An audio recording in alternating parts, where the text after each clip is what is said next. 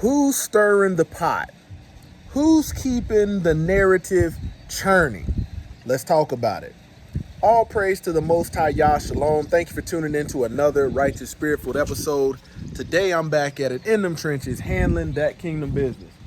Man, it's winding down. It's almost Yom Day 6, prep day, and we're getting ready, man. Got one more day of work. We're gonna prepare tomorrow and get into it. Man, I was watching Brother Michael Israel's live, and something it came to mind about the talebearer. And when we look at the word and we look at a talebearer, that's somebody that spreads falsehood, somebody that spreads deceit. That's their main mission. And go check his live out. He's probably still going live at this time, but he was talking about having eyes to see and ears to hear. And you have to realize that the average person that's working, that is trying to provide a life for themselves, does not have time to stir the pot.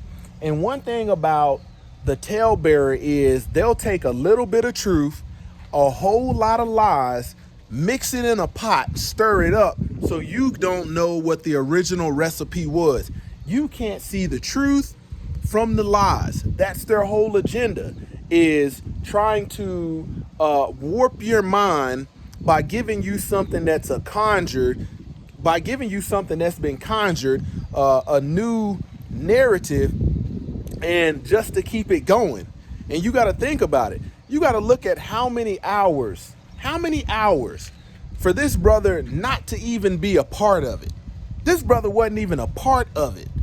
You look at the Ringo TVs, the Rollo Floridian or whatever, how many hours they spent. And now Ringo's doing 8-9 hours on Ringo Floridian. Now you got Ringo doing videos on Rollo Floridian or whatever his name is, 8-9 hours. Like, what man has that much time to dedicate towards churning the pot? And you realize a talebearer does. The fruit, a talebearer doesn't produce any fruit. You see what I'm saying? And they damn sure, a talebearer will never be able to produce good fruit. Only thing they can do is conjure up new narratives, new spinoffs to keep it going. And secretly, they got an agenda. They got a selfish agenda. And it's not for people to get deliverance. It's not for people to get the truth. It's not for people to get healed. It's not for people to come to the faith. No, it's to sow discord and division. You got to think about a lot of the lies that's been inserted into this that didn't involve them, but they've dedicated over 100 hours of videos on, was to break apart those that were living righteous.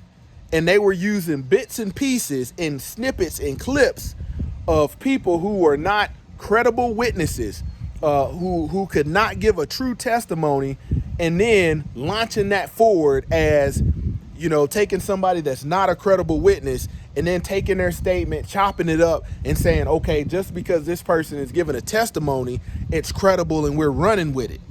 You see what I'm saying?